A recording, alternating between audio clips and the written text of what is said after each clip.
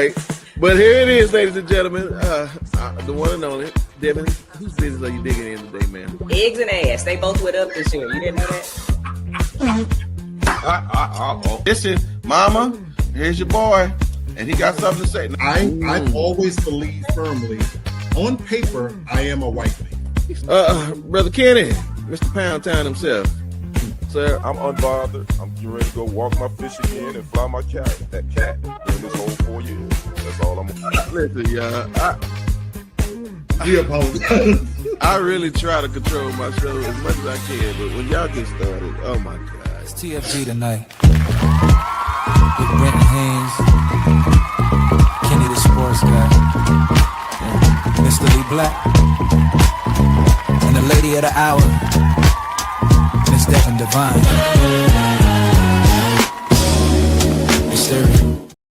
Ooh wee! It is Friday, and now we is in town. We have become a lot closer, and we have gotten in more people's business. And we didn't even know we've been together almost half a decade. I'm telling you. Oh, listen, it is good to see everybody for sure. And thank y'all for popping in and joining us today. I am so excited. Everybody doing all right today? Yes, it's Friday. Good. It is Friday. And so we're not going to play around because, again, I don't know how long this country going to be here after July the 4th. Listen, this man said if he going to take the Titanic, if the Titanic going to go down, he going to go down, the Titanic go down with him. And so I don't know. I think something gonna be funny come here 5th of July. So we're gonna see. All right. Well, listen, I ain't gonna play around. Listen, if we say something you like, by all means, feel free to give a little money in the cash app, and we'll take care of business. So we're gonna get into it. Y'all know how I do. I got my round robin. So, sister, I'm gonna start with you. Donald Trump endorsed Ken Paxton here in Texas, and we all Texas now. So, and Lee gonna probably use the same voter registration card in Georgia as he is in Texas. So, you know, it's gonna be the same. Yep. So, right. So we ain't got to worry about that. We got to worry about that. We got to worry about that, right? So, sister, I want to know. Man, this man was supposed to get a divorce, you know, about a year ago, and all of a sudden they canceled the divorce. One thing about white people, they do not surprise me. But this one has really made me think a little bit differently. And so I just have a question. She don't want him no more, but she gonna cancel the divorce so this man can run a campaign, right? Is that what this is about? Exactly. That's what I should have did. I should have married like a politician because that's what okay. Even if you don't like him no more, he gonna pay you and do whatever he can to make you happy, to pretend to still be in love with him and get away with it. You know what I'm saying? And he can't bother her. She could probably do whatever she wants, sleep with his brother, his daddy, his favorite uncle, and he's not going to say anything because these politic type relationships are so fake. You know, I feel like a lot of the men are either gay or down low. You know, every time they have a Republican convention, the Grindr apps and all them apps, they crash. So, I mean, they just need a wife to pretend to like them. And I feel like it's a win-win for her. I hope he stay in his position so she can keep just getting over on him. Man, that's ridiculous. Oh, I'm just saying that. I mean, you don't want to keep the man, but you're going to stay with him just so the man can I don't know. That ain't. It gives her power too. Let's think about it. She walking into any establishment and she's like a huge socialite because she is a politician's wife. She gets more credibility that way than not being with him. Wow. Well, right. I get. What's up, Bama? How you doing, man? It's been a long time. We've all been doing well. You know, I would try to catch you up, but it'll take too long for the catch up. Just know Lee moves. Yeah, and that's about all I can probably get to you. What's up, Bama girl? Good to see you. Significant. Yeah. All right, Ken, I'm gonna throw this one at you. The Department of Justice has just hired a new 22-year-old, and one of his qualifications was he was one of the January 6th convicted. Where they do that at? Where they do that at, man? Felons do that. Criminals do that. Criminals are always going to take care of their own. So that's where they do that at. I mean, again, nothing. This administration, hands down, they don't they do what they want to do. Trump and his cronies do what they want to do, and the Congress, and I blame it on Congress. They don't have any backbone. They just letting this dude run amok. My goodness, yeah, I really don't understand what we got going on here. But Lee Black, I say the best for last for you. It is reported that this judge and this chief police officer were suspiciously recorded. And again, I can't say whether it's them or not, but I mean, either she under arrest or she is resisting arrest, but something is going on in there because behind that door, she is hollering like a banshee. So I don't know. I mean, is the judge's chambers off limits now for anything? In this administration, it is. Brother Kenny said it first. Okay. And damn it, girl's 1,000% correct. Woo! The stuff that we're seeing 10 years ago would have been an HBO special, and you would have had to call in a team of writers to make this interesting. This administration has carte blanche to do whatever they want, and we as Black people, especially, we're sitting this out because the stuff that we're seeing, I've been saying this for a while, we are in a new America, folks. Anything traditional, the fact that we're about to celebrate 250 years of our nation's history, the Constitution's been thrown to the side, the Supreme Court doesn't matter, Congress doesn't matter, nothing is off limits anymore, so we shouldn't be surprised or shocked by any of this. Well, you're right, but unfortunately, it does not make our country any better. It just makes us more exposed because this is just where we are. I'm not sure the internet is doing more good than harm now to these people because we just showing our butts here and there. So, hey, Carol, good to see you. Thank you so much. All right, y'all. What's up, CC? That's enough politics for 1 week because I can't. It's just too much. I haven't watched the news in about a week and a half, 2 weeks, man. I just can't. I don't watch it at all. I don't watch it at all. I just get updates on on my phone. Yep. I don't sit and watch no newscast. Yeah. So Iran and America, they fighting again. So we'll just let that be what it is. I know, right? Yeah. I got a follow up, y'all. I got a couple of them. Unfortunately, Lee Black, your boy done made it back to the forefront of the news. Now I know what P Diddy, the P stand for. Lil P Diddy. And again, listen, don't get me wrong. We've already talked about the size matter, and I guess what matters more is your bank account. Because I don't understand. Devin, you gotta do some explaining to me now, because I don't understand what is it. This so apparently now they have leaked video of P Diddy. Oh, he's gonna be P Diddy now for me. Lil P Diddy, and apparently they have exposed his little P, and this is 50 Cent's baby mama. And then she go on to give a statement about she wanted to make sure. When I tell you, when we found out that boy have a special needs penis, I found out I said, wait a minute, that explains everything about who he is now. Again, why he needed all the strippers, why he needed the videotape. I mean, come on, Napoleon in the pants. This is. Sister, this number one for me. I know I got about 8 of them. I'm gonna run them all down today. But sister, for me, help me understand. All the time he been trying to take that, he just couldn't make that. Yeah, I know. Y'all just work for me. Him and Neo. Well, oh man, Neo got one too. No, don't tell me that. Don't tell me. Okay, so listen, please, sister, y'all gotta explain to me, please. How is it a woman that it cannot be satisfied by her man? This is her man. She says, but she wants to satisfy him by letting him degrade her like that. Is that money really that important? To a hoe, it is. Y'all know. Oh my God! They need to call him instead of P Diddy, P Any, because that's what it was. It was an any navel. That's what it looked like. That's one of them. When I used to have to catheterize and put a Foley in them, I would have to put my little 2 fingers on the side, and I gotta push in until enough pop out so I can stick the catheter in. That's Diddy. They be having innies for real. They be having innies for real.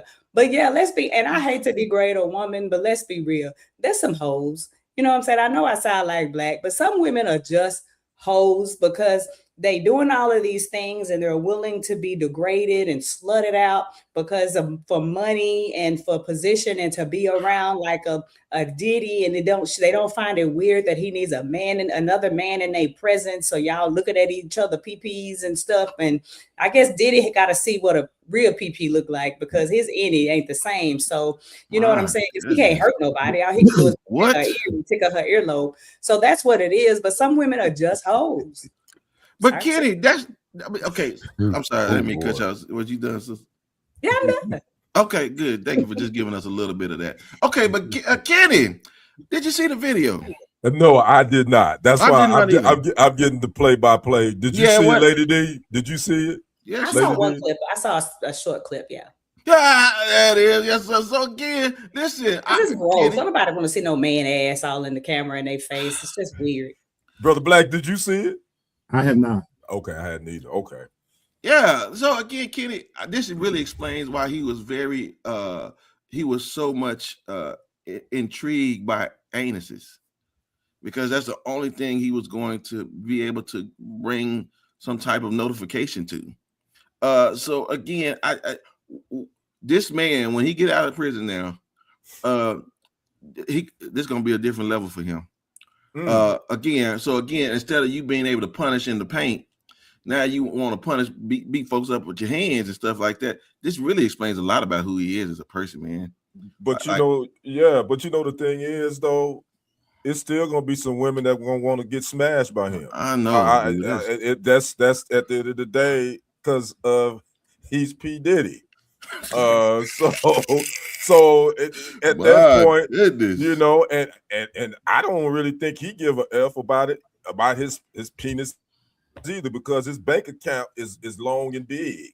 Yeah. So he already know I can get you with my bank account. I ain't got to have, you know what I'm saying? So I don't think this is gonna hurt his image at all. I think, you know, once he get out, if he can still get it up, I guess he's still gonna be able to smash. You know, Black, and again, I want to speak to from Cassie's perspective, because again, that's why he always wanted the freak offs, because that's a different type of disrespect when you can't please your woman. But then to add insult to injury, now you want some other man to do the plea. You forget who you talking. You know, I vehemently disagree with your whole take on it. I see it completely different. Please. I haven't seen the video. I have no desire to see the video. Like Lady D says, you know, I mean, I don't get a kick out of looking at a man anyway. And my thing is, though, I think this is part of character assassination. You know, he will be released shortly, and it's awfully auspicious that you pick now to. The man is already he's locked up, in my personal opinion, you know, wrongly convicted. That's not how I feel about it. I agree with Brother Kenny at the top that if you believe that this is going to impact his ability to get hoes, as Lady D says, it won't impact it at all. You know, they're all. They say prostitution is the oldest profession. Mm-hmm. You know what I'm saying? You know, there will always be women that are willing to degrade themselves. And I'm being so serious here now, no, not even joking about it, that's not going to play a factor into it. When he come out, he'll put on a concert, he'll attract attention, he'll get he will always have some infamy attached to him. But if we live in 2026, where a felon is in office, if you believe that women are not going to come and be in his presence because he has a small penis, well, I got news for you. There are guys that got big, massive dicks and still can't satisfy women. Yeah. So in many cases, it comes down. So to assume that he couldn't satisfy them, I think it's false. For Cassie, in her case, to be with him for 10 years, ironically, you know, maybe it was about something else. We sitting here as alpha men saying that, damn, what is he able to do? But, you know, I don't necessarily jump to the conclusion that he had other men come because he couldn't satisfy her. I'm sitting here telling you with every part of my being, there's very little that he or R. Kelly have done that I haven't done. I understand that. And all the thing I'm saying is, and this is the truth, yes, a part of our ego is tied to our, male genitalia. That's the reality. Mm-hmm. And again, for him not to be able to go in there and see the reaction of his girl as he's pleasing her is very dissatisfying. I can only imagine.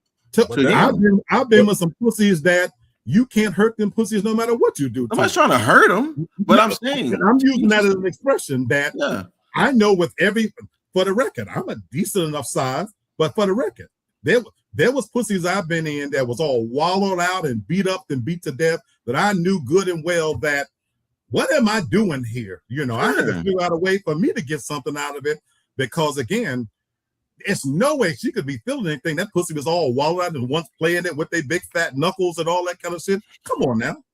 Yes, but I'm saying as a man, there is some level of satisfaction with you knowing that your woman is sitting there enjoying you. Sometimes you just. But a lot of women pretend to enjoy you, so he may think he killing it. No, he's like brought other people in. But sometimes he kill it. No, I'm telling you, making him think that he killing it. Okay. Sometimes you just there. But you know if your number two pencil. I didn't know, and me being the selfish me, I didn't care. Right, but what I'm saying, if your number two pencil can't go on the pencil sharpener no more, so that you can do your work, then Well, I think the one thing we're missing. I just think, and Brother Black, I would agree. I think Diddy just got his freak level is beyond the clouds. Yeah. So I think that just some things that he got off to, and I think the women that he dealt with somehow they was cool with it too. So I mean, again, what was going on behind closed doors, they grown. Now, I wouldn't get down like Diddy. That ain't my thing. I ain't trying to share my woman. I ain't trying to see no other man smash my lady and me watch. Yeah. I ain't doing that. Right. But some dudes, some women get off on that. So that's just his freedom. Behind closed doors, don't ever be shocked what somebody's willing to do. No. And I don't think the video was made to humiliate Diddy. I think it was made to humiliate her.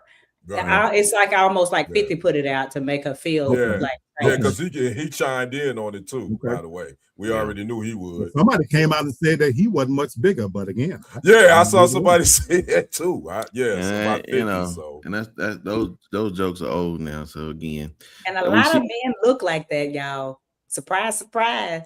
Me and my friends, we used to share like info back in the day, not the ones we was married to, but the other was we'd be like, girl, look at this mess. Yeah, what I'm saying? A lot of dudes look like that. Like that myth, that stereotype. Right. Not true. Right. Boy, all right, sister. I always try to throw you jabs. I hear you. Okay. I apologize. I don't really know how to transition from this to this. But definitely little Carmelo knife was a little bit thicker than Diddy's penis, but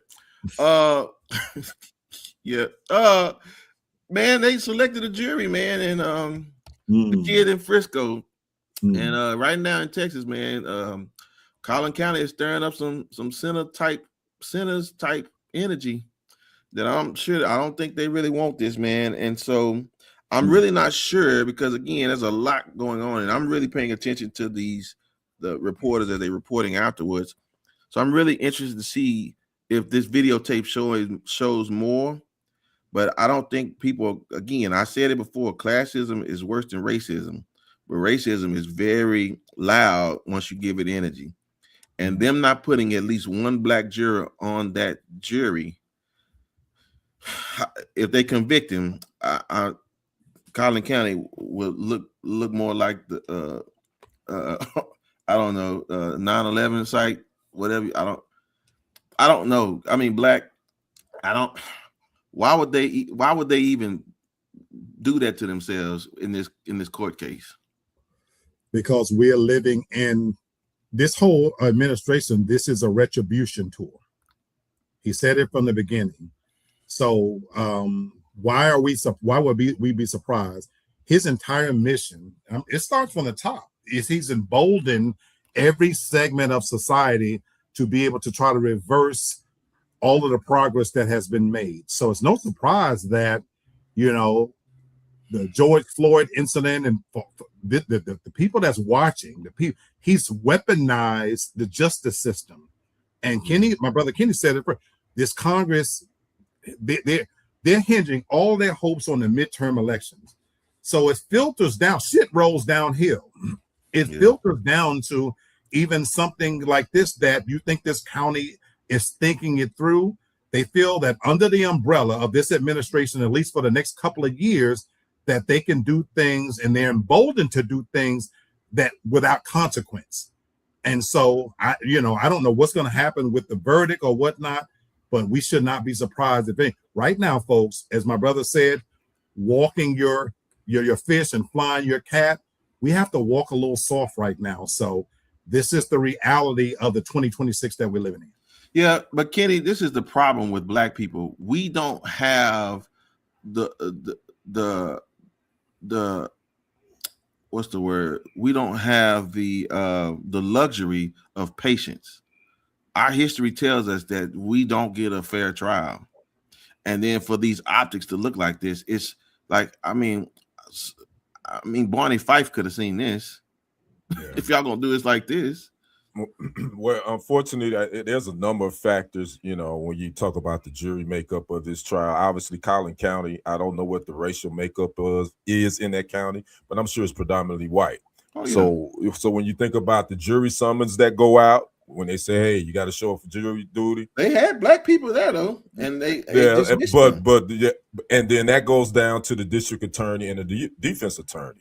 That's where, because the district attorney is going to strike down a lot of those Black candidates because of they feel like they're gonna not get their conviction. Whereas the defense attorney, he's already behind the 8 ball because he's dealing with a white district attorney in a predominantly white county, and a white judge and a white justice system. So he can throw strikes out at the district attorney for not, for striking out a lot of the minorities, but he's in a no-win situation. So again, you just gotta hope that human, I don't want to say dignity, but some sort of humanity with some of these jurors will look at this case and not have any type of bias. But again, I'm not expecting the best from this verdict. I'll just be honest with you. I'm not. I want to hope for the best due to some of the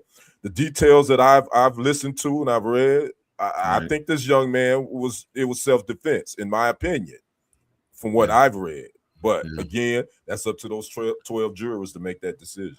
I just don't like, Devin, the fact that they want to, well, race is not a factor. I mean, man, listen. Race is always a factor. Take a butt hair out of my booty cheeks and floss your teeth with that, because I don't want to hear that no more. Listen, I don't want y'all to tell us that, okay? Let us see that on our own. And so, again, just, I don't know. What you got, sister? I'll be honest. This is something that I have avoided watching and looking at. Okay.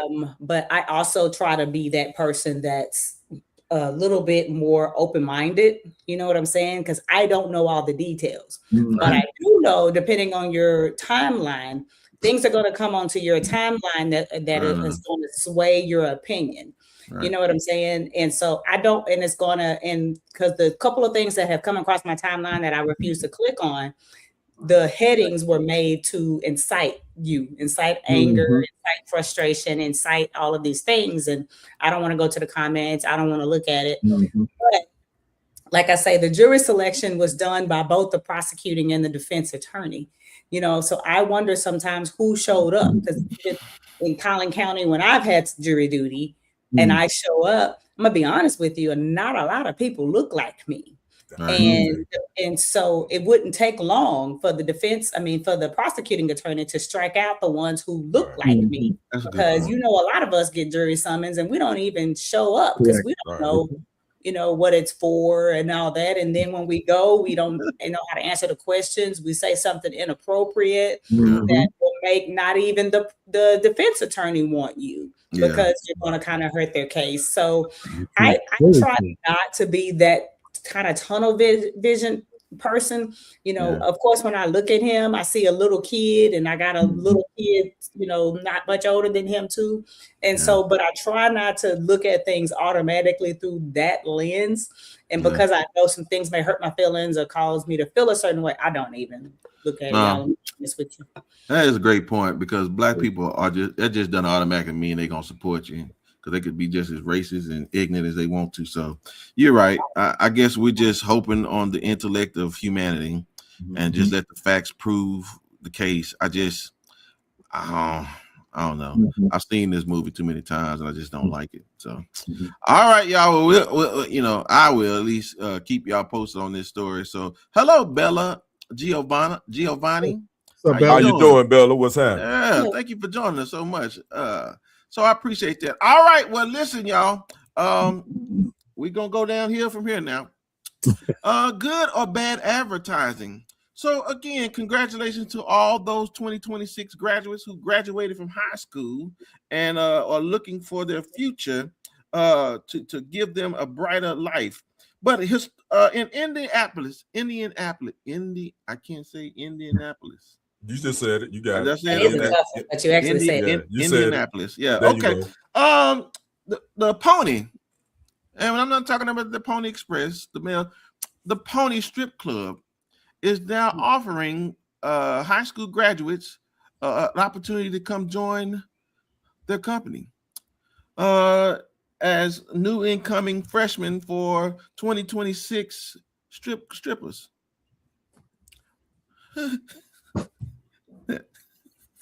Now, Kenny, I mean, listen, I ain't gonna bite a hand that's trying to feed you. Good Lord, man. I mean, is this something you're looking for your daughter to try to take advantage of? As a father, I would definitely not want my daughter for that to be her first gig. I would say that, but I also understand that legally, they can make that decision on their own. I mean, hell, this country at 18 make men sign up for the damn selective service at 18. And, you know, so you know, is it predatory? Depends on whose eyes you're looking at it through. Yeah, man. I got a question, sister. They say they do this as an annual tradition. So, I mean, I guess this is par for the course in Indianapolis. So again, what say you? I mean, you think this is a good first-time job? Well, I mean, of course I don't. But what you don't know is they probably already know about it and was thinking about it, because Indianapolis ain't that big. But they probably already know about it and was probably already thinking about it before. If the ones who really want to do it, you know what I'm saying? I don't think advertising it, you know, is swaying somebody one way or another who wasn't already thinking like that. Because in order to do something like that, I think you have to have a certain type of personality, as far as, you know what I'm saying? Like, you could probably find everybody who worked there already on Instagram, G-string shaking their behind. They already have these types of personalities. So I don't think it's like that big of a deal. Like, if I started when I was 18, I would have been like, ew. But then you may have somebody else who may have like started working and say, girl, let's go. It just depends on that person's personality. Yeah, no, especially if you didn't graduate and you know you 2 or 3 credits short, you gotta get on something. Yeah. You gotta jump on something. Now, Lee Black, I don't know if you would want to go in there and see somebody that young. No. Yeah. No, but Lady D, you said something very valuable in the last segment about not being too quick to jump to judgment. And I try to practice that as well. In the initial hearing there's a little bit of a shock value, but you are so right, because immediately I'm processing it from my level of morality from my generation. Right. But then you made such a good point, Lady D, that Indianapolis is not that big. Let's also acknowledge the fact that Indianapolis is primarily white. You know, go look at the demographics. There's a different level of morality that may be not what we're accustomed to. And in 2026, this generation, what for me, how many you speak for myself, what I would attach as, my God, she too young or he too young, blah, blah, blah.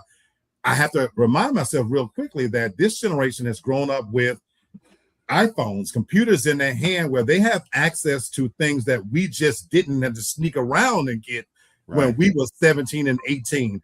They've been looking at this content for 7, 8, 9 years in some cases. And Lady D is right. They're consumed with what we consider as bad behavior or immoral, out of character, has been normalized for them. So the way they dress, the way they act, the way they move.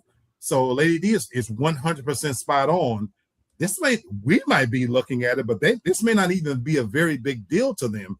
Now, to answer your question, I personally would want to see somebody that young. You know, I'm a freak, but I'm a freak with a little bit of morals. I got some standards. Yes, sir. Yes, sir. I gonna set a bar at least a little higher. Right. Yeah, that's just that for me. You know, if I walked into a shake joint and I saw kids in there, there's nothing they got that I want to see. Are you so right about that? All right. Well, listen, they as some sales executive said, all publicity is good publicity. You're right. No such thing as bad press, as they say. That's what Jerry Jones will tell you. And so again, if it's gonna put you out there, it's gonna put you out there. But Lee Black, right? I don't know why y'all call yourself pony when y'all look like some flat tires out there. So, and then too, most of these young ladies, I don't want to say most. A lot of them already have OnlyFans pages. Yeah. You know what I'm saying? Just like you were saying, Black. I mean, social media world has changed the game, so I don't think that's that big of a shock. Wow. You know what I'm saying? So I wonder if that's the equivalent of a work from home job in the, in the film entertainment. It's remote. It's remote work. And they don't want traditional jobs anymore. They just don't want them. They don't. Yeah. Okay, y'all. Well, all right. Well, I guess it's gonna work out for somebody. All right, Brother Kenny. What up? Man, sports we had a lot going on with the NFL this week. Obviously, the big Myles Garrett trade to the Cleveland Browns. To the LA Rams. I mean, the LA Rams. My guy Michael Parsons eyeing that Week 6 comeback versus them damn Cowboys on Sunday night. Jerry didn't lose something. That's why I let that boy go. And we had a couple of other players sign some extensions. Christian Watson with the Packers signed. And AJ Brown was traded from the Eagles to the New England Patriots. So we had a lot going on. But we talk about the NBA. We got to talk about the Knicks and the Spurs. My guy down there, Lee Black. Like these Knicks the Big Apple might be winning one after 53 years. It's been since 1973 since the Knicks last won a title. They are getting ready to tip off tonight in San Antonio in about 2 minutes. So we'll see if the Knicks can make it 2-0 in that series. But we're going to stay in basketball. We got to talk about Stephen Chef Curry.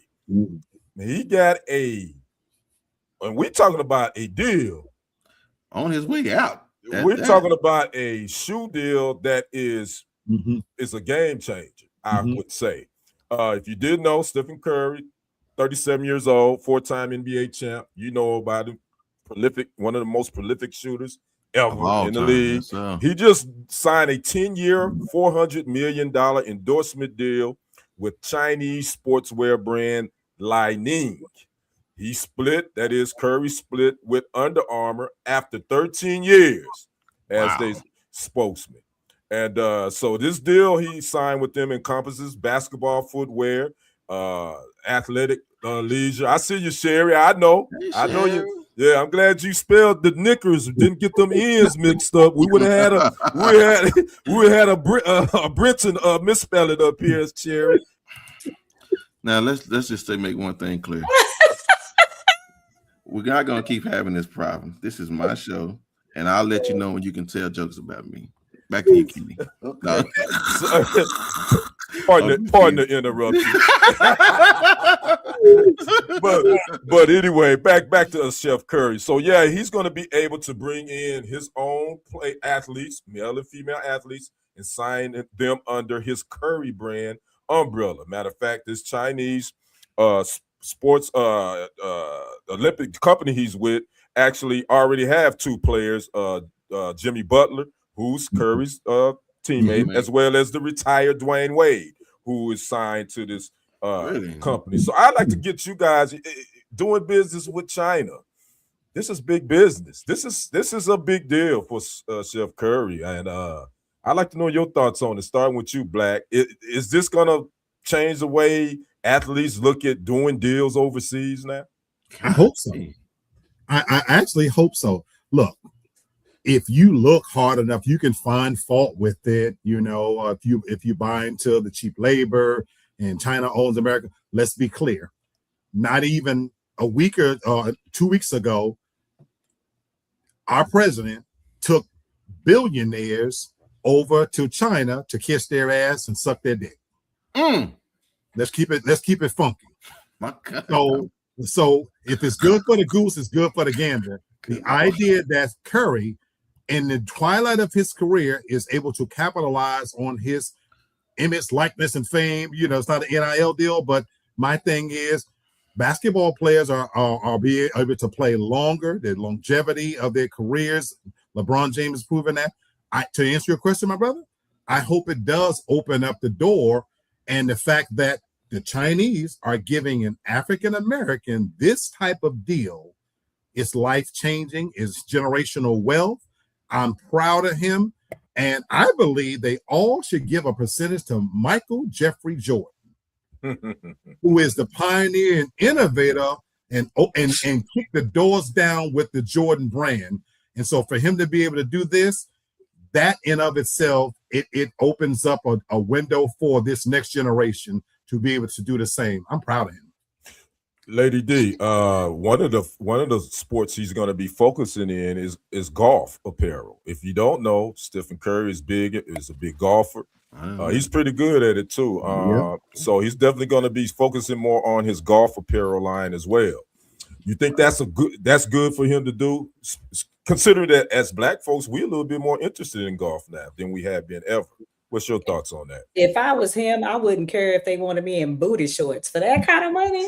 Like, what difference does it make? You know what I'm saying? The other players need to be on TikTok, learning the language and doing TikToks in Mandarin at this point for that kind of money. Who cares what people think? Like, you can retire and just be like, F all of y'all for that kind of that kind of money. Like, who can really judge them for that, considering that we get the majority of our goods from China anyway? Right. You know what I'm saying? And now we're getting paid for supporting the country anyhow. So if I was him, I wouldn't care. Maybe it'll help more Black people be interested in golf, which I don't think really needs to happen, because I see a lot of celebrities and a lot of certain types of people play golf anyway that are Black, like it's Charles Barkley and a lot of them. Maybe they get some of the younger crowd like interested in golf or whatever, but I wouldn't care what it was. They could have him in a two-piece bikini for that kind of money. I know that's right. But not a two-piece, Lady D. Really? I'm sorry, that's Dwayne Wade. My bad.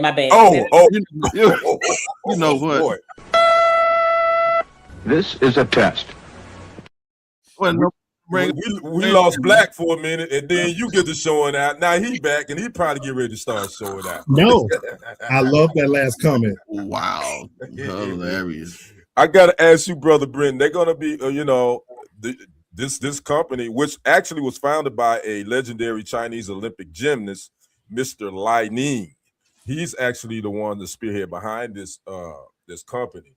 They're going to be opening these stores in the U.S. Will you be thinking about investing or supporting this Curry brand or anything like that? You know, because it's my first time hearing about this, and I was, you just never know what's true and what ain't true, right? Mm-hmm. And so, number one, there's a lot of things I want to say about this. Number one, I can see why the Chinese chose Steph over LeBron, because they both at the end of their careers.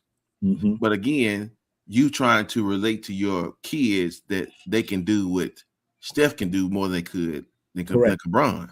I was like, man, that's crazy. Then number two, this is who makes the shoes. This is who creates all of these things. It's like, this is crazy. And I'm trying to figure out, like, because again, right, this is for the NBA trying to go NBA overseas. They're global. Well, the NBA's been global for a while. Yeah, but they're trying to, but this is now them setting the stage for those. Because again, it has to take somebody to go ahead and put their toe in the water for them to get the other, because the other ones won't come. And so it's just so much magnificence in this. And I'm just like, man. So I just hope that product is great. I'll buy it because Steph Curry is. I mean, listen, man. When the boy did what he did in the last Olympics, I mean, just that solidified his greatness. Right. I mean, again, that was it. So again, to be amongst all the greats, and then you stand out like that. That's old Jordan, Kobe stuff right there. So I was like, so again, I'm excited, but I just don't know. I don't even know what type of brand you would bring, but I guess he's a good face, man. And so, and again, like you said, he shoots. So that in itself breeds longevity. So again, I don't know, man. Steph won Hustler of the Year for me. and just to give you the backstory, he left Under Armour. He was a free agent. He left Under Armour in November of 2025. And so he actually got a more lucrative offer, believe it or not. From Under Armour? No, from a company that they hadn't been disclosed. So he decided to go with Lightning. Don't know why. But to kind of correct you on LeBron, the reason they didn't go after LeBron signed a lifetime deal with Nike. LeBron wasn't going nowhere. That's lifetime, just like MJ. Lifetime. So that's why, he was a free agent. You go after the best free agent that's available. Hey, Lady T. So that's what was with that. Now, Brother Black mentioned MJ, and y'all know I don't talk about the GOAT. Brother Black, no, ain't nothing to talk about for me. Ain't nobody changing my mind on who my GOAT is. So I don't care. You can talk to me, you blue in the face. But here it is, the most lucrative lifetime endorsement deals. Guess who's number one? Mr. Michael Jeffrey Jordan. He makes $250 to $300 million annually from his Jordan brand. That's just a Jordan brand. That ain't the Nike. How long you been out of the league? Working on 30 years. His valuation for his brand is $1.3 billion. He is number one. Number two is Mr. LeBron James. He has a lifetime deal with Nike, value well over $1 billion. And number three, believe it or not, most people don't know who Lionel Messi is, but he's a big name when you talk about soccer. He's number three with Adidas. His valuation is over $1 billion. So that's those endorsement deals. A lot of times you're going to make more money off the court, off the field, than you will on it if you know how to hustle and if you got the brand that people want to buy. So there you have it. That's my sports segment for the night. Back to you, Brent. Thank you, sir. I appreciate it. All right, y'all. Listen, Lee Black, I have a PSA announcement. Can you tell those people what those letters stand for and abbreviation? I have no idea. What? I do. You don't know what that is? Oh, sister, tell it, man, what that is. FAFO. Find out. Yes, sir. F around and find out. Yep. There you go. Yeah. Pull my black card for the night. No, you good. That's just one of them. Okay. As the most senior profane person on this show, and you know an abbreviation. Okay. I mean, he probably cussed in his sleep. in his dreams. Thank you, Carl. Somebody else. I'm saying, what you mean? You need to go back to practicing or something, man. Okay, so anyway, y'all, listen. These kids out here in these streets, they be watching this internet and they be looking at stuff. And I just want to tell y'all something. On behalf of every parent in the world, I want y'all to understand, y'all stop looking at the internet and y'all hearing these nice little cliches and colloquialisms about, boy, don't make me go slap your mama. Because I'm telling y'all going to find out something that you don't want to. So here is a public service announcement to all you kids. Watch this. Yeah. Let me see. Put that off. What did I do? It's your mother, right? Oh, you serious? Stop playing with me. Stop playing with me. Serious? Stop fucking playing with me, bro. You serious? Stop playing with me, bro. Shut the fuck. New and 11 family members confirm this is the 15-year-old who was found shot to death inside a Newcastle County apartment overnight. So to be clear, the kid that got killed, that was the one doing the slapping? Yes, it was. And on behalf of every child that go to my son's school, I want y'all to let y'all know, please don't make me have to correct any child from being from y'all doing something stupid to my children. Okay? Because I'm telling y'all, number one, I don't even know who that woman was.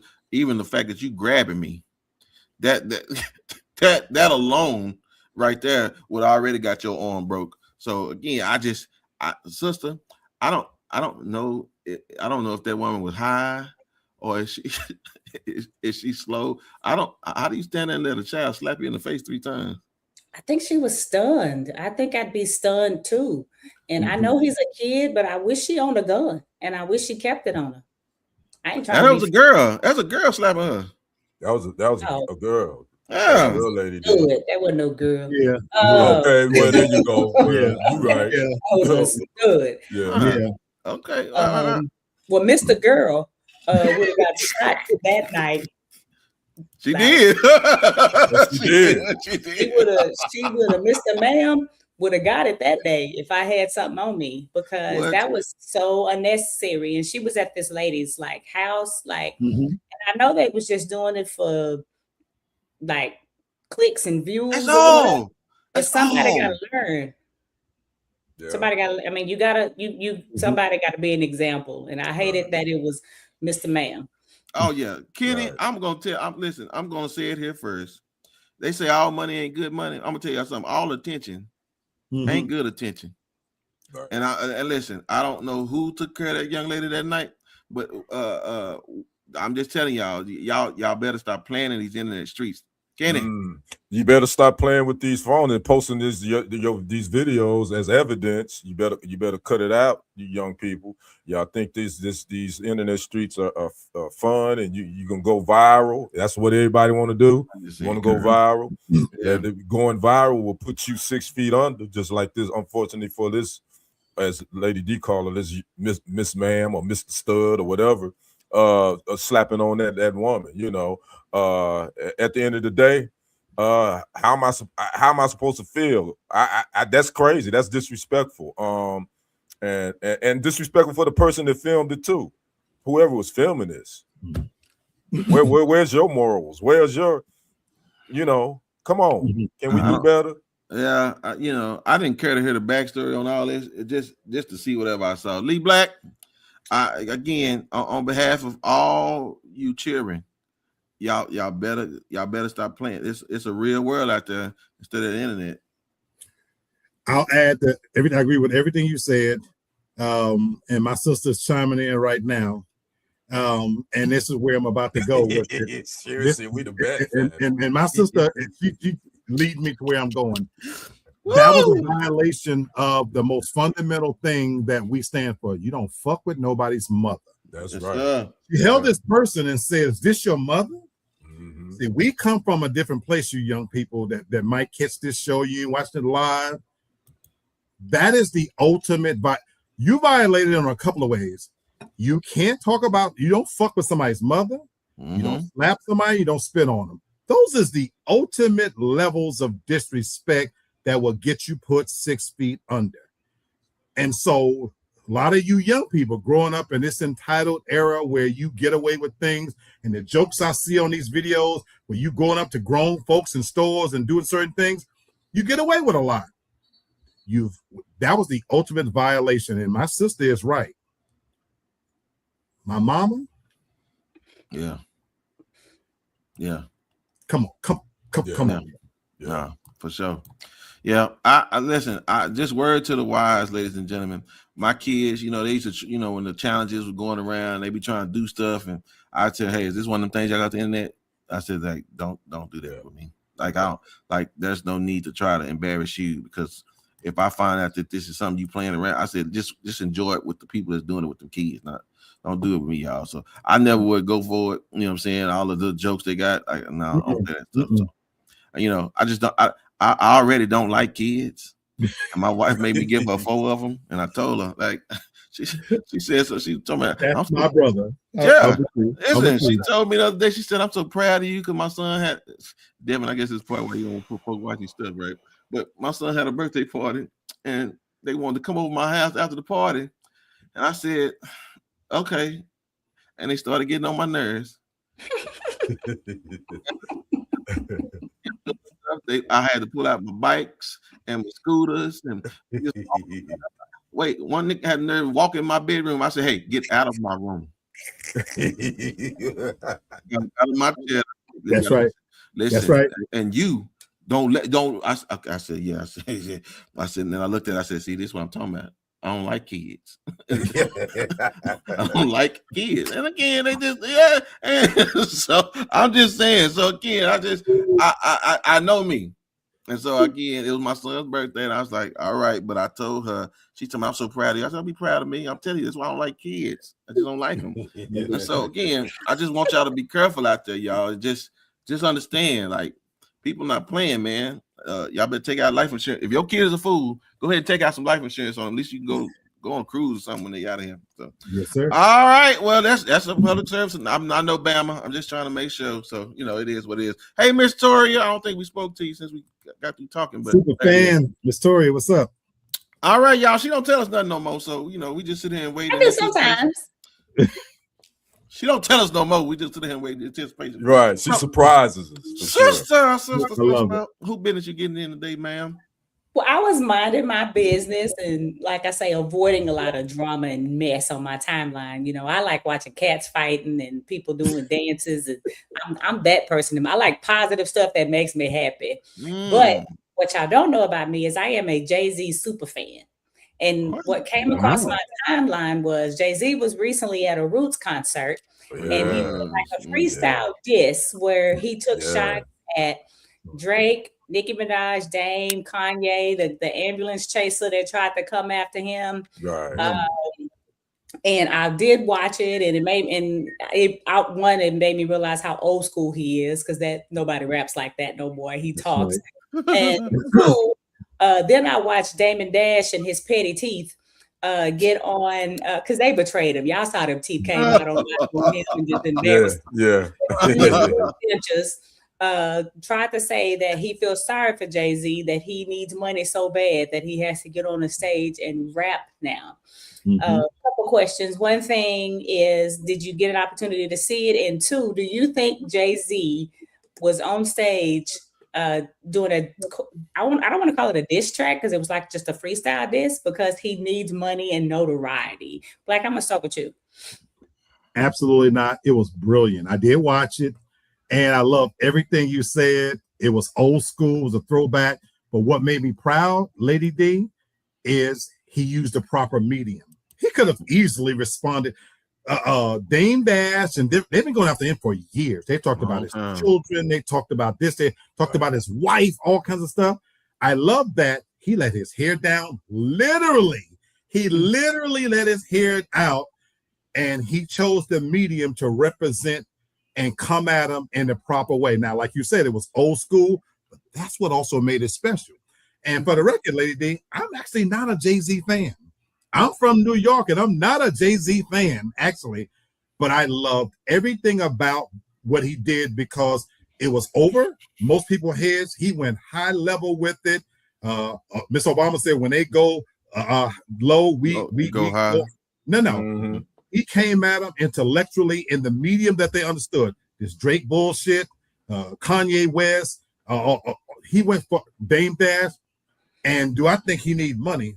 Come on, folks. He's a billionaire. He has the ability to destroy you. But what he did in that medium was, I'm gonna destroy you in the medium in front of what would count in your own language. And the fact that he haven't released an album and I don't know when, and he could get on it and Jigga Man could do what he did, and that we're talking about it, it shows the power of the fact that who he really is. And it's the equivalent of, I said it, drop the mic, I'm done. Kenny, did you get to see it? What did you think about that performance? And do you think he sparked a beef, though? Then they're all going to start coming after him. I loved it. I watched it like 3 times. I think like Brother Black says, if you're not really lyrical, if you don't have a level of understanding, it probably did go over your head. But I got everything he was saying, and he delivered it as spoken word. He didn't really deliver it as a rap. So that was a little bit of a twist to it too. And Brother Black made a great point. He let his hair down. He actually let it out, because he brought the fro And you know, he had some things he wanted to get off his chest, and he did it the right way. He didn't do all this back and forth on social media. All this, you post somebody, you on Vlad TV, flapping your gums, being a chatty patty, as we know Dame Dad says all the time. And he's the biggest chatty patty of them all. I'm telling you. He just went up there and had to, you know what? I'd have had a couple of things I need to say. I'm going to get it off my chest. This is the right place, the right time. And those that know. Those that don't. That's how I look at it. Brittany, do you think he should have stooped to that level, though? Because I could be wrong, but I really feel like these people are on a lower level than Jay-Z. Yes. And I'm going to tell you why. Because sometimes people, that's why, and again, you know, I'm only telling the truth that I know. I had to tell my kids, I have given them a disservice because I didn't give them the hood. You know what I'm saying? I gave them, you know, where we were, but I didn't want any of the kids that they were around that played like they from the hood to think that they was getting over. They may be getting over on my kids, but I say, come here, little nigga. Let me tell you something. Like, I don't ever think I'm not who I am. And no, and here's the problem, because I'm not unintelligent. I'm just not familiar with what's going on in that world. But I'm going to tell you something behaviorally. He didn't hide behind the music. He didn't hide behind a video. He came on stage and he spoke, cut the music, and he began to speak. And he spoke in his arena. That's like Mike Tyson. You have a problem with Mike and Mike say, meet me in the ring. Right? Because he know when I get in that ring, I ain't going to jail. See, Jay-Z know when he's on that stage, you can't sue me because I'm rapping. I mean, first of all, and then when he's done, he goes off back to his stage and he turns in all of his social media, and he don't even pay attention to y'all no more. He pays attention because y'all can't even touch him. And that's what we talked about this dude already, right? Once before, because that's who he is, right? He's the dude that he comes out when he wants to and he go back in the high. See, y'all got to go seek his attention. Right. That's right. He don't want you. He don't need y'all attention. That's right. So again, even if y'all can talk about him for the next 10 months, but you know what he gonna do? He gonna wake up in somebody's bed that you can't afford. Maybe in a country that you can't even go to, and go. So that's what I'm saying. So that's a different flex for me. Yeah, and that's what I appreciate that, because I'm okay with being by myself because I don't have to seek other people's attention. Right. So if y'all do say something to me, you just make sure you don't say it in my face. You know, shout out to all the church folks. All right. True. I loved it, but like I say, I'm a big Jay-Z fan. My kids give me a hard time because he's always been like my celebrity crush, because, you know, most people see him as very unattractive, but it wasn't his looks that got me. He just always had a swag and a business something. And I don't know, I've always just loved Jay-Z, but my worry is that he's activated Maga Minaj and her distorted booty, and so now we're gonna have to hear that forever, and her going off and like little leprechaun in prison. He gonna start, you know what I'm saying? These people who need to get clout off of him, bringing them up. I think that's what he has done. He's like he's activated the bees.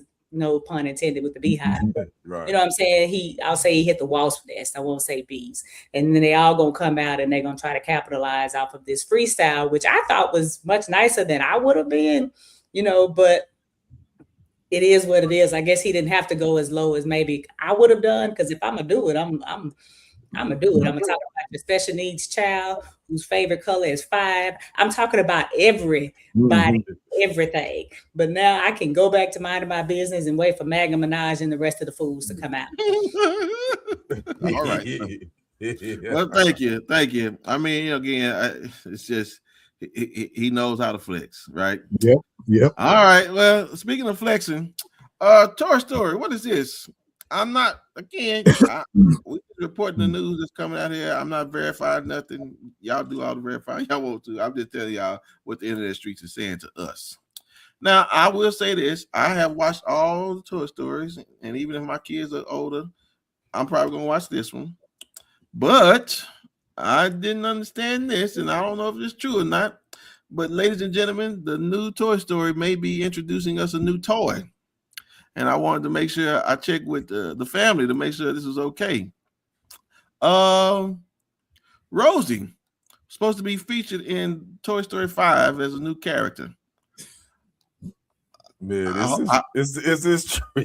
I'm hoping this ain't true. I'm hoping I hope this ain't I'm true. believing it's not true. But at the same time, I love right? All publicity is good publicity. So again, I think now Black Robbie ain't watched one of them. He gonna go see if it's in there. Because again, she just better not start vibrating. I know that much. And that's what she better not be doing. she better not start vibrating, because again, y'all know Disney, y'all already on thin ice with all these right, yeah, innuendos y'all been doing. Sister, oh boy, I ain't never seen a Rose before. So I gotta hear this. I don't know who one is, but number one, do you think we're gonna see Rosie on this new episode of Toy Story? And number two, are they really flirting around with this adult film stuff? No, I just think it's hilarious. I think that I don't think it's real or whatever. I think it's cute, and I do love that. I'm assuming that most children don't know what that is. It just looks like a plastic rose. So that's what I'm assuming, that most children don't know what it is. But now that you've said that, because I didn't even think of that till you said that, that is a good thing for like a porn director to get a hold of, and to make a movie like based off that with that kind of foundation, because it would be funny, it would be hilarious. But no, I don't think it's real. Nobody would do that to their.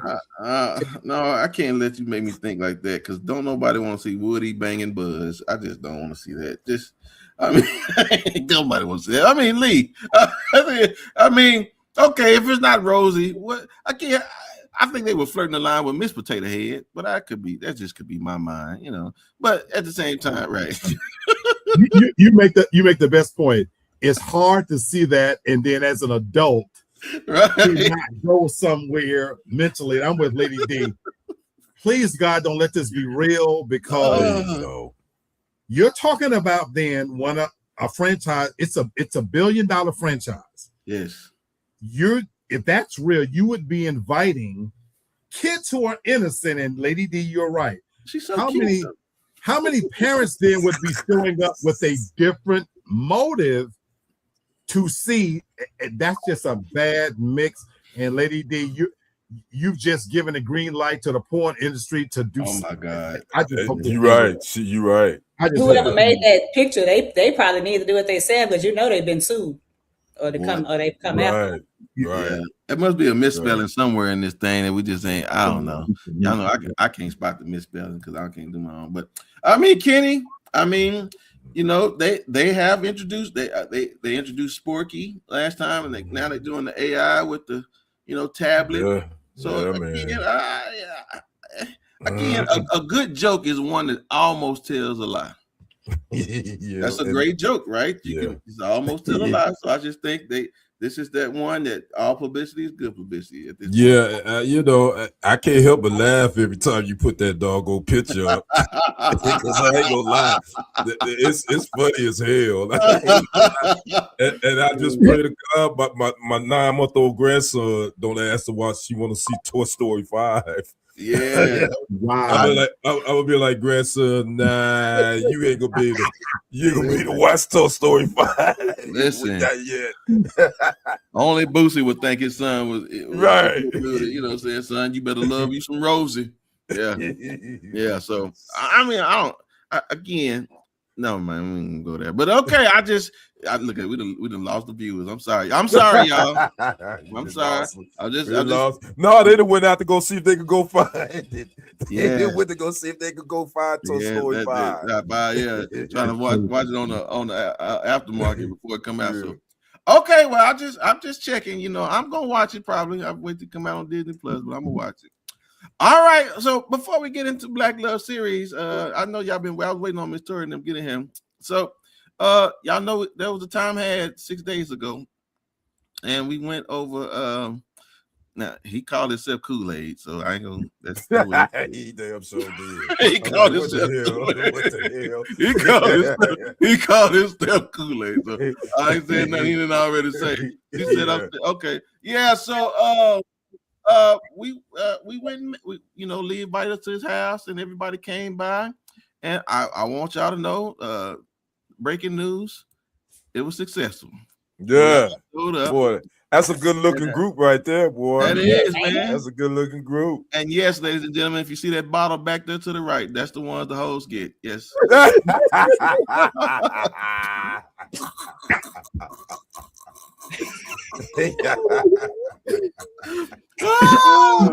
So I just want to give everybody an opportunity, just to, share their thoughts about seeing the family for the first time, and so Kenny, how was it seeing us? Man, it was really dope, man. It's kind of like, we met each other for the first time in person, but it's like we've been knowing each other forever. You know what I'm saying? It wasn't awkward conversation. For sure. Everybody we are who we are. I think, sometimes when we on this medium, you're on camera, you be like, do they really look like who they look like on camera? Yes. And let me tell you, we all look like who we look like in real life. Ladies and gentlemen that watch this. We do look like we look like when y'all see us live. So I just enjoyed it. My good brother Lee has a really nice spot. He had a really nice housewarming, and just getting to see my brothers and my sister, man, it was dope. Yeah. And it won't be the last time. It will not. It will not. Now I will say again, this is why you can deal. Now, listen, if y'all had to guess who was late.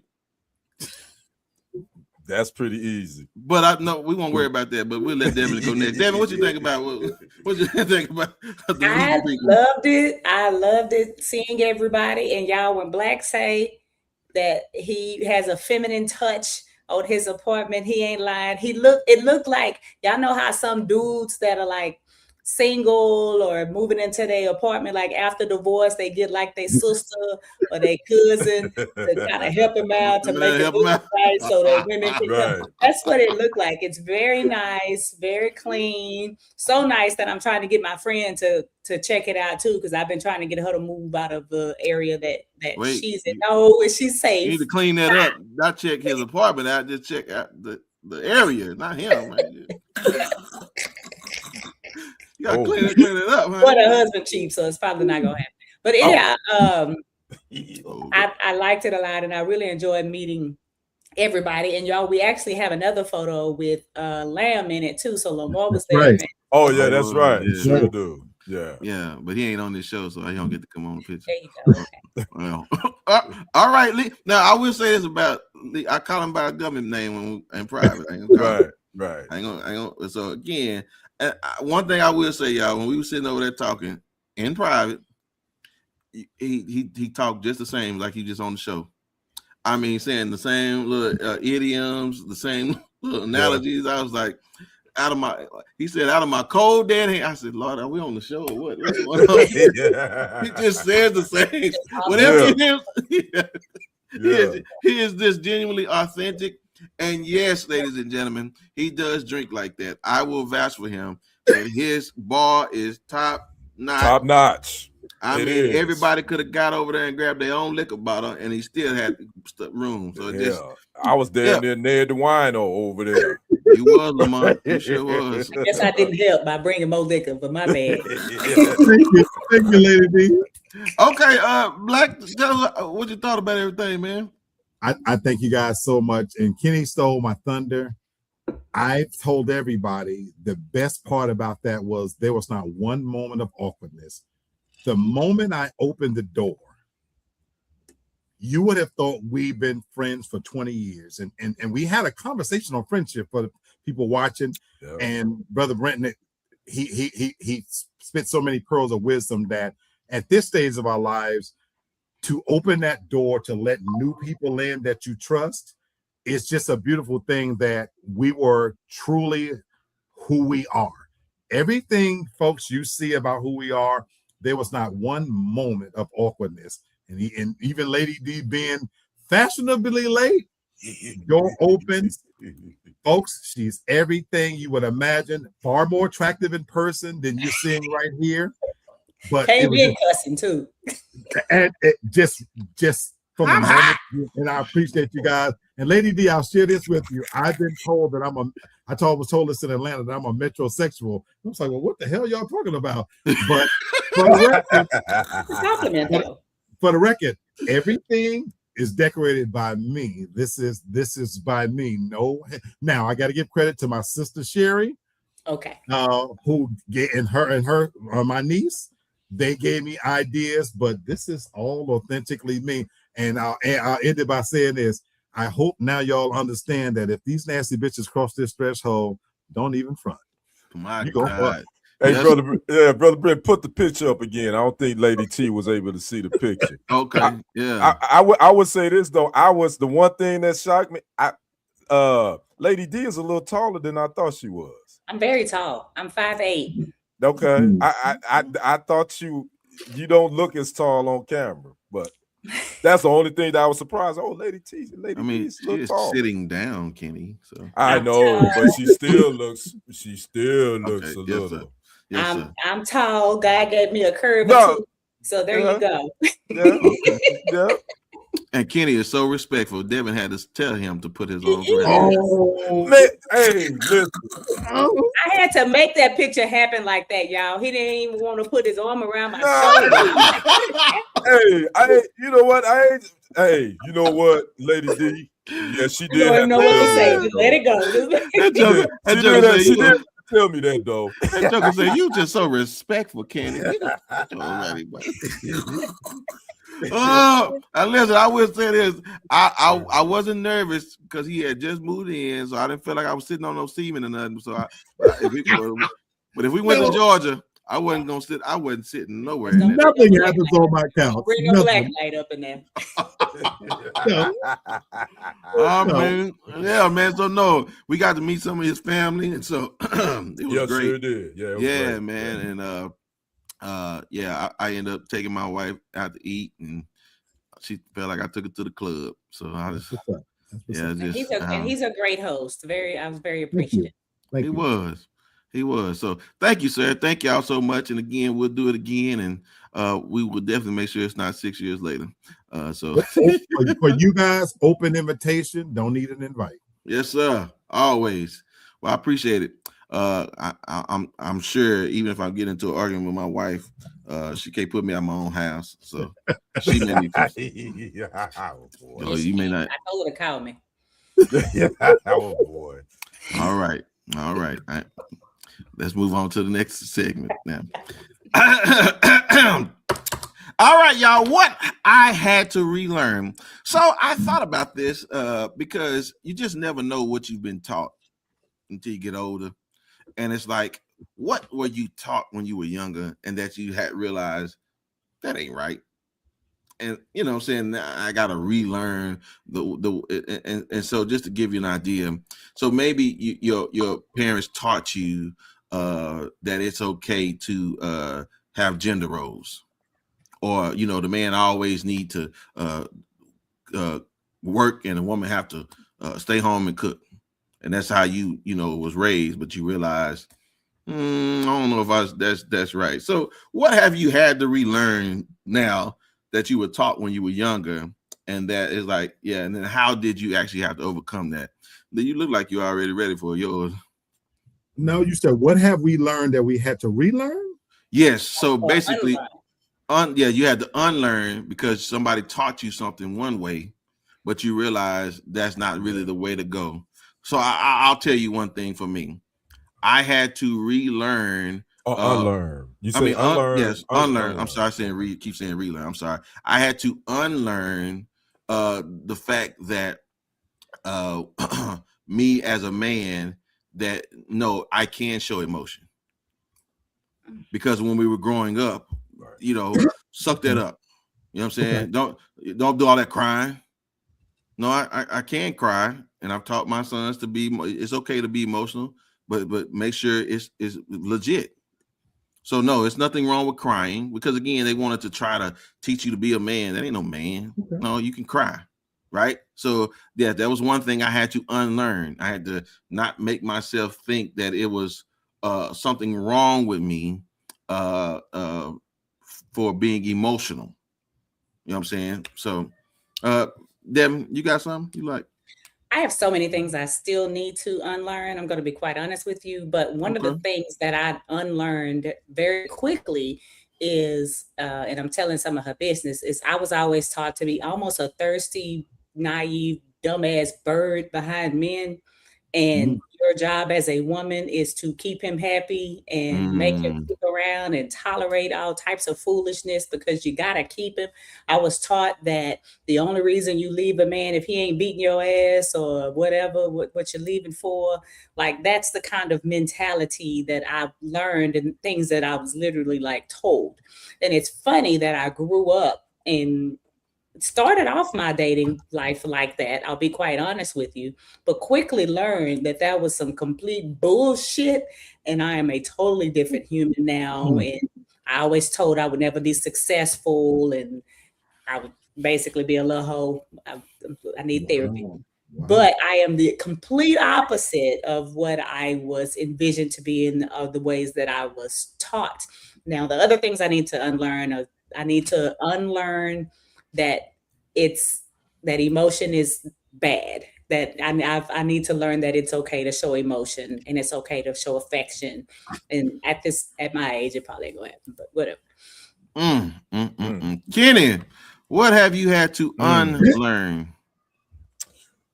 Man, I think the one thing that I had to unlearn and becoming a man is that it's your response. All you supposed to do is pay bills and die. Good Lord. Because that. we're taught as men, when you take a wife or you become the head of a household, you are the provider. So that means you provide everything regardless of how you feel.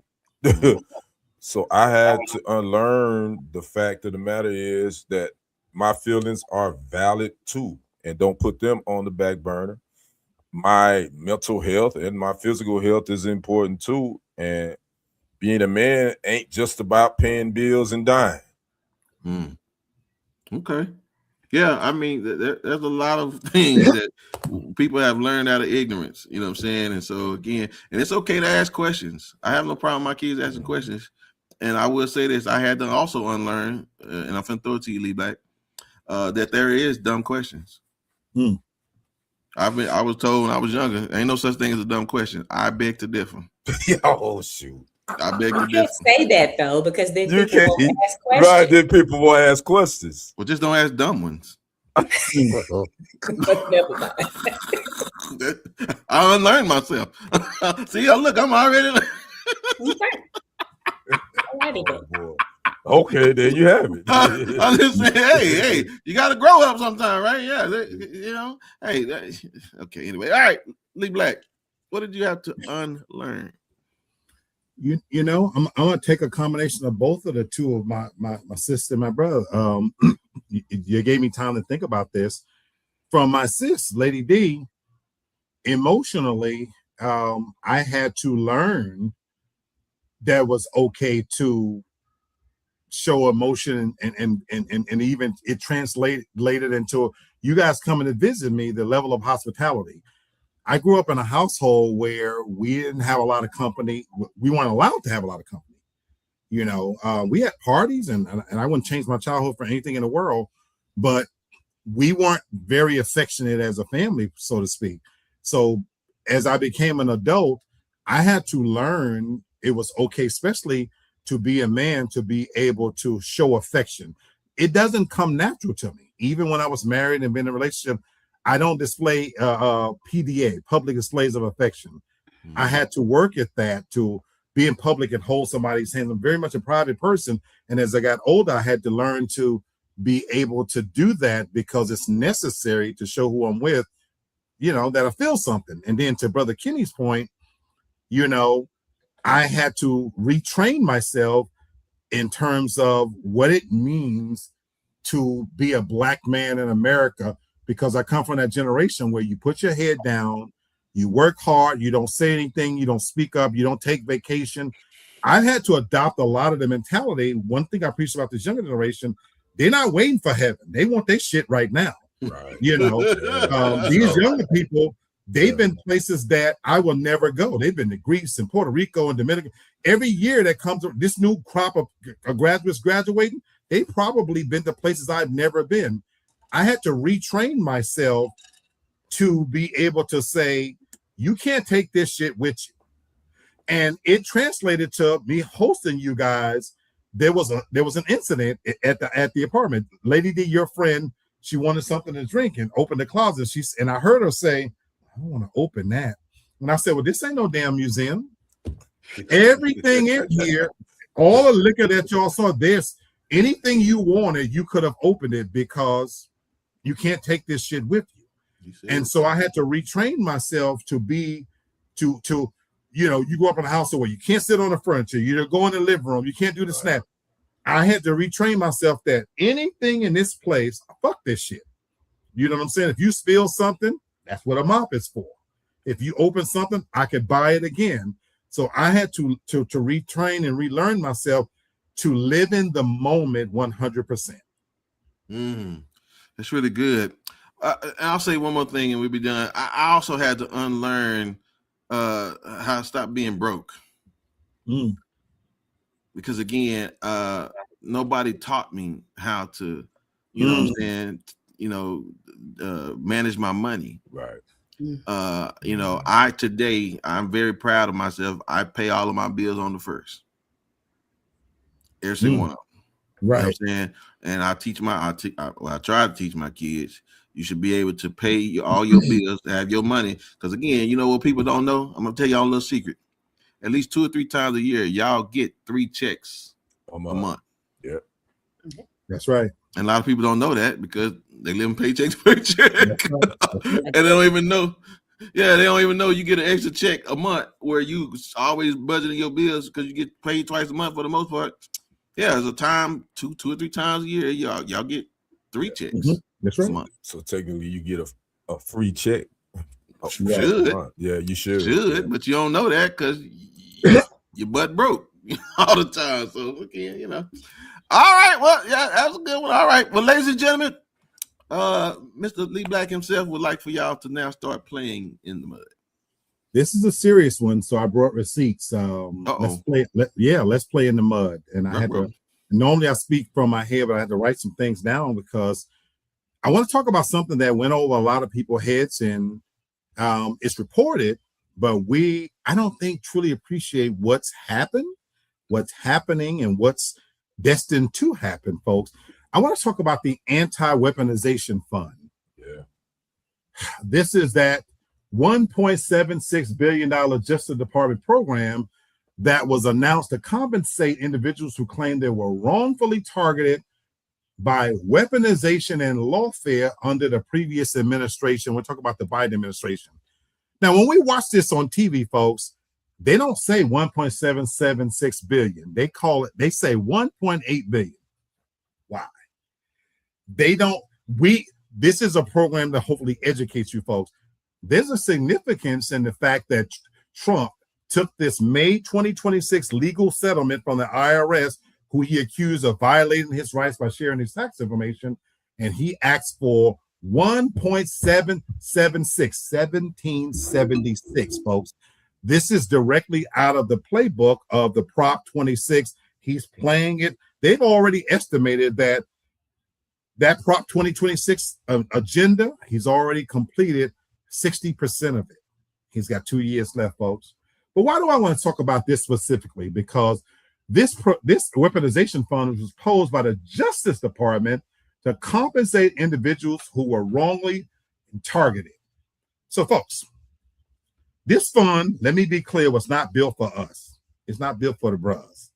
This was built for the conservatives and the MAGA generation who felt unfairly targeted by the Biden administration.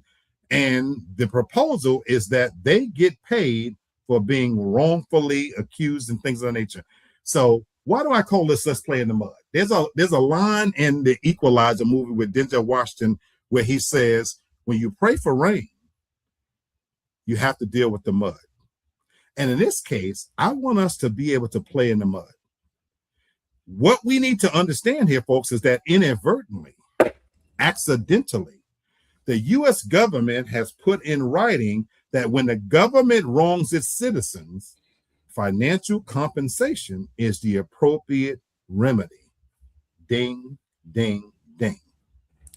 The door that they just potentially opened, we need to walk through, we as Black people, because African Americans, folks, have been the most documented, quantifiable government caused by government harm in our nation's history.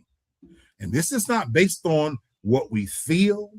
This is not allegations, people. This is our history based on federal policies that have impacted us unlawfully. Let's talk about some of the things that real quickly that make us liable for this. The Homestead Act, it locked out Black families out of 1.6 million acres of land. That equals $326 billion in lost generational wealth. $326 billion. The Social Security Act of 1935 excluded industries where Black workers were labored. Cost us $150 billion. The GI Bill, I work in education. I hear about this all the time. The GI Bill was allocated $1.2 billion to Black veterans and for them to benefit, and this was given to them on paper, which would have equaled $170,000 per vet. Never was fulfilled. A promise unfulfilled. The FHA redlining. Guess what, folks? Entire Black neighborhoods couldn't get a mortgage. You think it's an accident that they're redistricting communities again? It's happening all over again in 2026. But the FHA redlining cost Black people $156 billion in lost home equity. The USDA loan discrimination, it cut Black land ownership from 14% down to 1%. $2.3 billion owed to us. The PPP loans, just a few short years ago from the pandemic, it sent out a $525 billion, but it only approved Black businesses at half the rate that it did white businesses. And I saved the best for last. 400 years, folks. Slavery, $14.2 trillion extracted from uncompensated labor. Folks, this was all caused by our U.S. government, by its laws, by its policies, and done on purpose.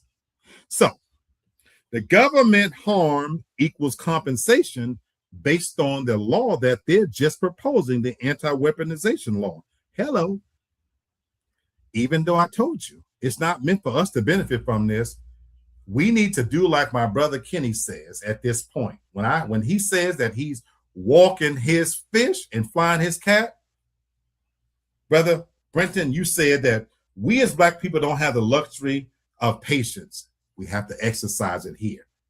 This current administration is not meant for us, but I am curious about what's going to happen with the next administration, because they have just handed us, by this anti-weaponization law, the legal, moral framework for us to ask for reparations.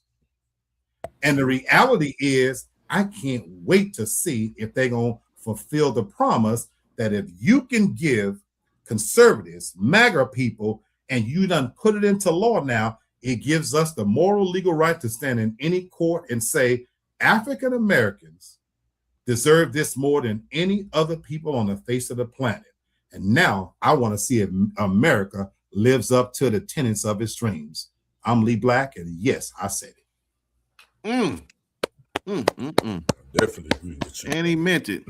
Miss Sherry, I would be more than pleased to let you meet my wife, but you gotta let me meet your husband. Checkmate. Yes, Sherry. sir. That's Checkmate. it.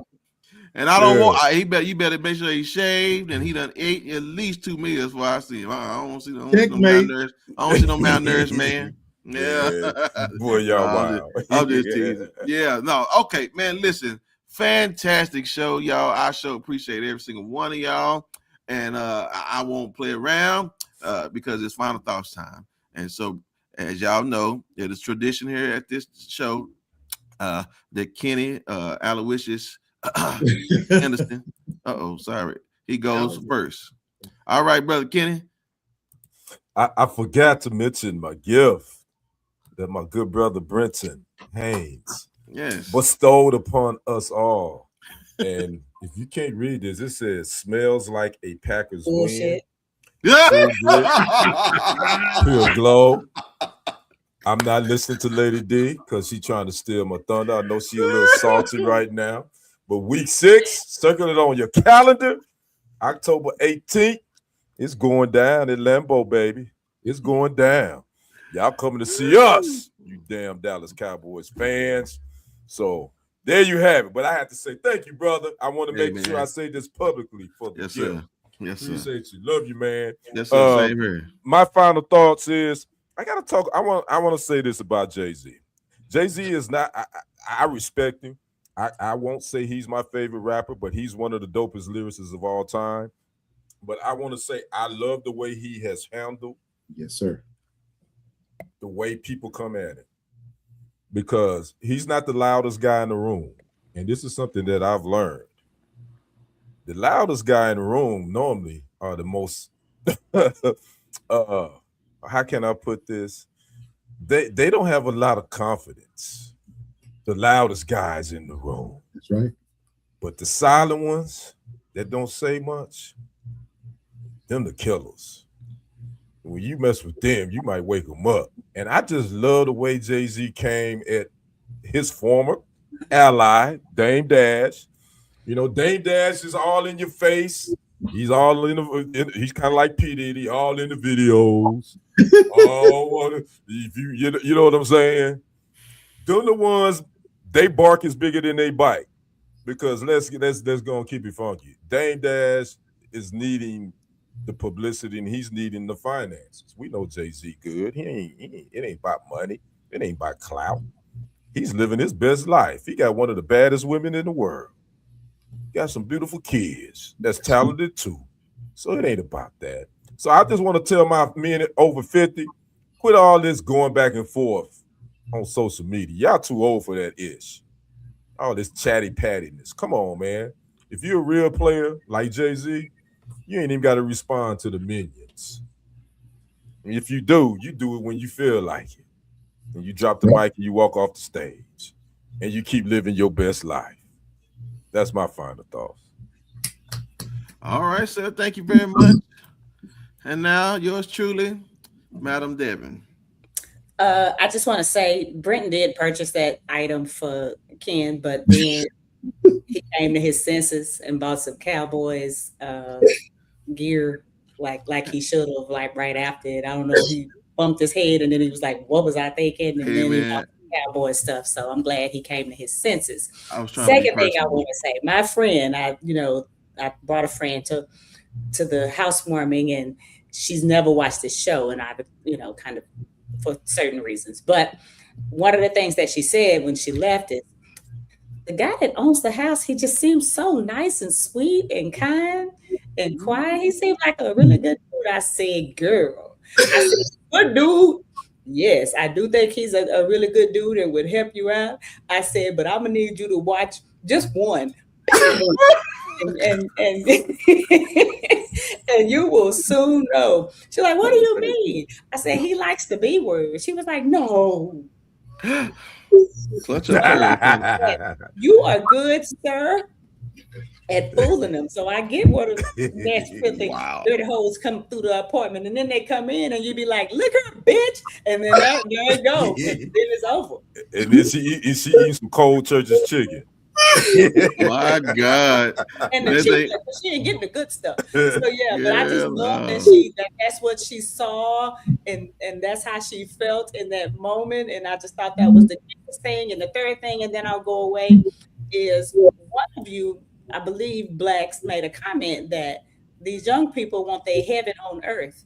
And I'm going to encourage us as grown folks to also try to get our heaven on earth, because I think everybody on this panel does believe in God, but none of us know what happens when we die. We just know what we've been told. We just know what our heart tells us. Because a small part of me wonders if you die and then you just become someone else. You know what I'm saying? You come back to Earth as a human or a butterfly. So I really feel like we need to figure out a way to get our heaven while we on Earth. And like Ken said, don't just live to work and pay bills and then die. Like enjoy yourself, live a little bit below your means so that you can enjoy little pieces of life. And it may be small things like buying Falcon candles at, Eagles. What is it? A bunny? Whatever that candle is. Like you may want to buy something like that so you can be happy and live your life. Did she throwing some shade? Live your life. Wait a minute. Wait. Did she? God bless y'all. Y'all have No, ain't no God bless y'all. No, hell no. Wait a minute. That last part, I think you were trying to throw some shade. No, I would never do that to you, Kenny. Oh, my damn candle. Yes. You know what? That's I'm not through with you. I tried to be as personable as I can and think about all of y'all. Again, oh my God. So I can only do what I can. But all right, Brother Black, here you go, sir. I love you guys. And again, thank you for my gift, my brother. And Lady D, I'm getting a bad rap, but okay. I have an announcement to make, and I want Brother Brenton to show something I asked him to show on the show. I want to end this, my final thought. Can you show that for me, Brother Brenton? I hope I didn't forget, but I think this is it. I'm sorry. No worries. That is not it. No, that's not it. I forgot to put. That's what. I'm sorry. I forgot. Wait. Did I did. I knew it was something. Black. Can you describe it? It's about the real ones. It's important enough that, hold on, I want to see if I can share my screen. Yeah, you can. Yeah, let me share my screen because I want to show you guys something. Yeah, you show it. Yeah. So there you go. Yep, there it is. Is it sharing? I can do it. Okay. So yes. So folks, I told the family that my move to Dallas was very strategic. So while I'm not a Jay-Z, brother Kenny talked about the quiet ones. I have incorporated Fremo Productions, and on June 20th, I am holding a casting call for my new show on Vanna Black TV, and it's one of 3 shows that I will be launching before the year is out. This is a reimagining of Three's Company.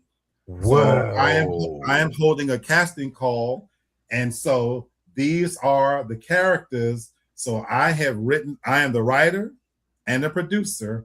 I spoke with the director today, and so we are holding casting calls. We are going to start shooting in 3 weeks, and so I wanted to share with the family.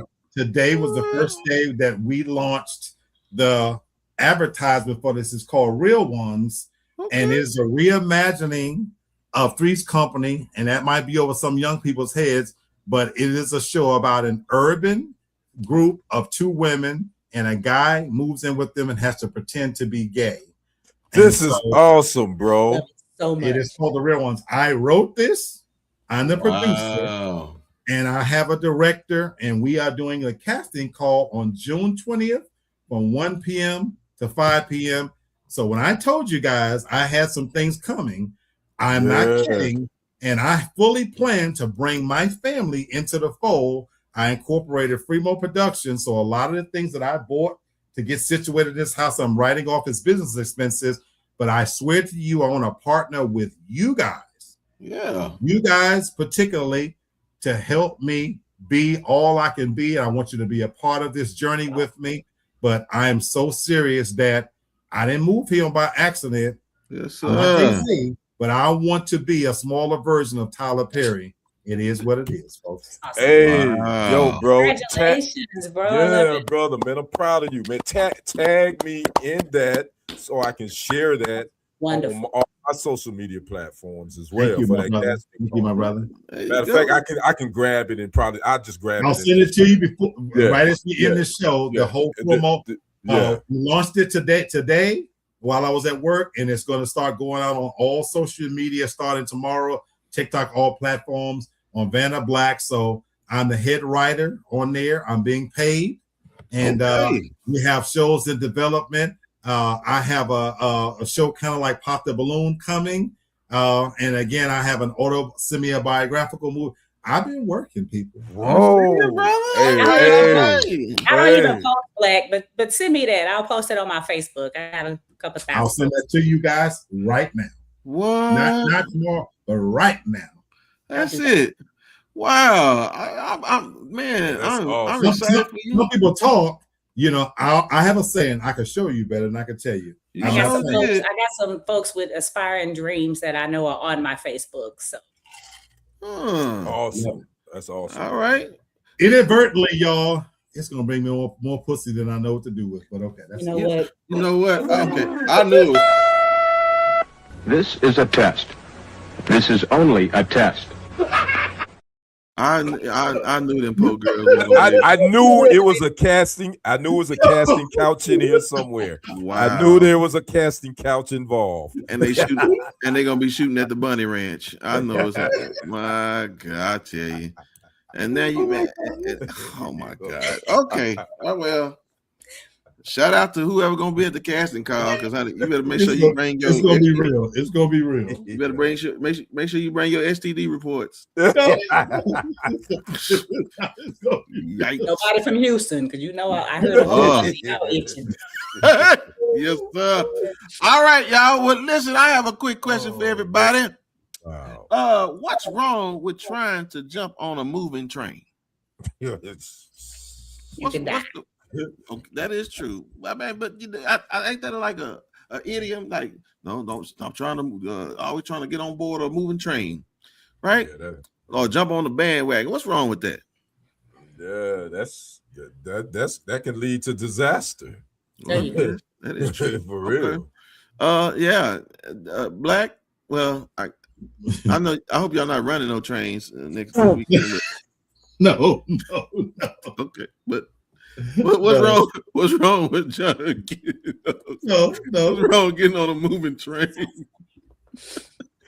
You got to be careful where you step. Yes, sir. All right. Well, listen, I just wanted to ask y'all a question, and I want to show y'all this because if there's a problem with jumping on a moving train, well, I guess y'all can tell me what's wrong with this picture. Oh, here we go.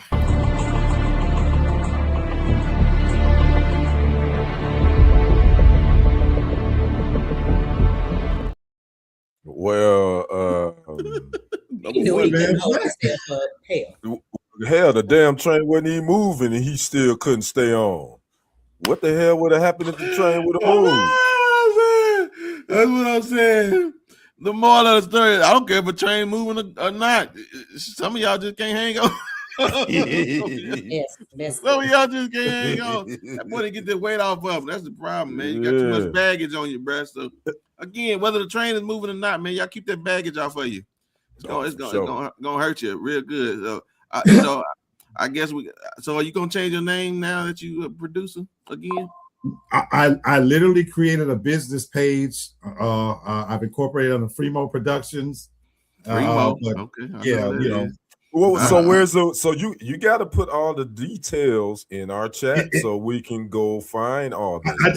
I just sent you the ad, you know. So because he literally surprised me and decided to launch the ad today. So again, more details coming, but this is real. We are holding casting calls and we are shooting. We are about to shoot this for real. And I got 2 other projects in the works. So this is real. That's it, man. That's what's up, man. All right. Well, listen, y'all. I don't know. Shoot. We may be looking at a celebrity by this time. I think, Victoria, I sent it to you. I just sent it to all of you. I sent it to 2 super fans of the show, Toria and Cece. I sent it to you as well. Yeah. All right. Well, listen, on behalf of Ron Jeremy, I just want to say thank y'all so much. No, be him. He the Walking Dead at this moment. That Negro. What? Ron Jeremy look a hot mess. He barely lied. Yeah. I just know one job P. Diddy ain't gonna be able to get when he get out now. Damn. No, that's Devin, that's Kenny, and that's hey, he can rub baby oil. You know he can do that. He could put baby oil on the actresses. He can do that. He need to go get a penal enlargement. So